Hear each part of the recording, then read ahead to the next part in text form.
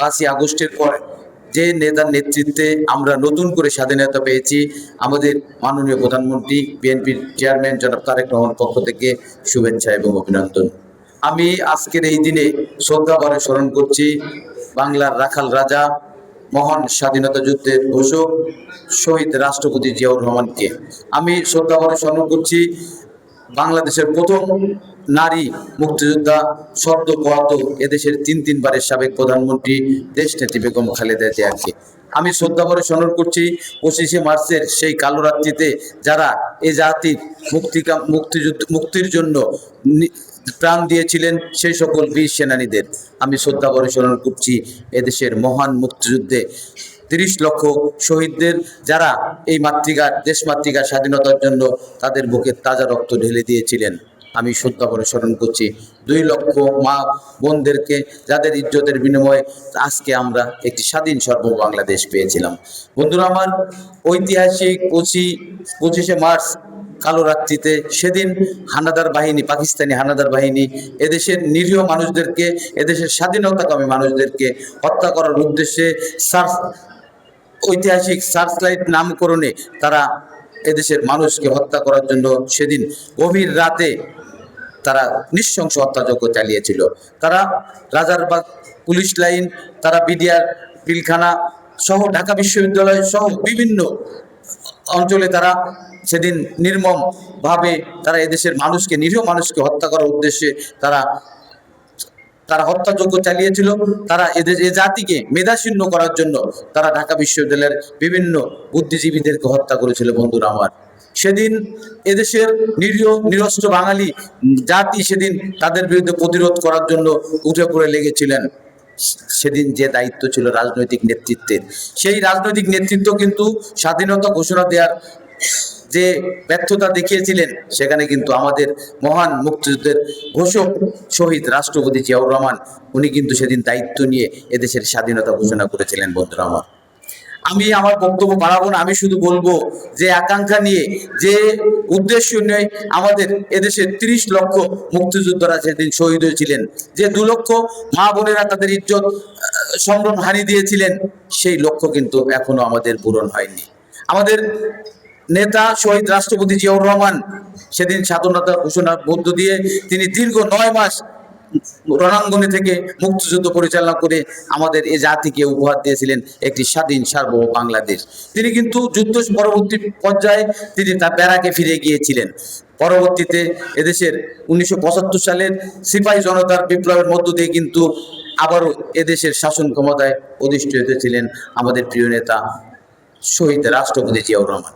শহীদ রাষ্ট্রপতি জিয়াউর রহমান মাত্র 3.5 বছরের মাথায় একটি তলাবিহীন জাতিকে একটি স্বনির্ভর জাতি হিসেবে কিন্তু উনি রূপান্তরিত করেছিলেন।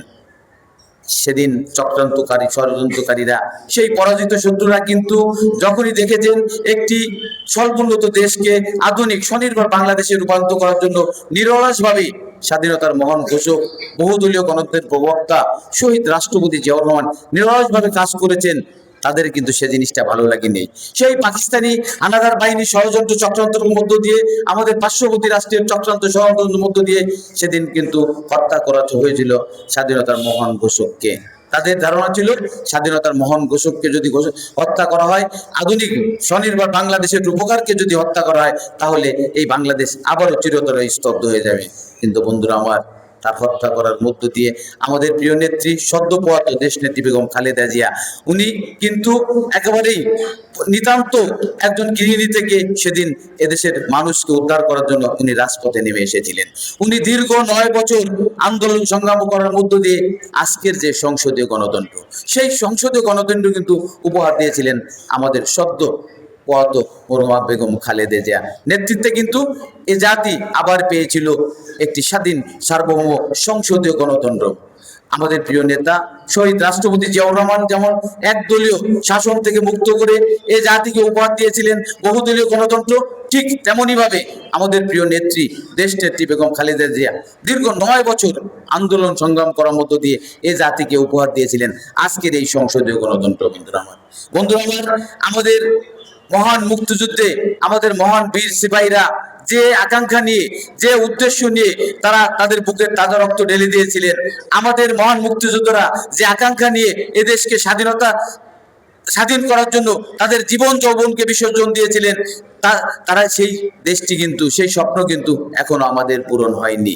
আমাদের সদ্য 5ই আগস্ট 24-এর ছাত্র জনতার আন্দোলনের মধ্য দিয়ে আমরা কিন্তু আবার একটি নতুন বাংলাদেশ পেয়েছি।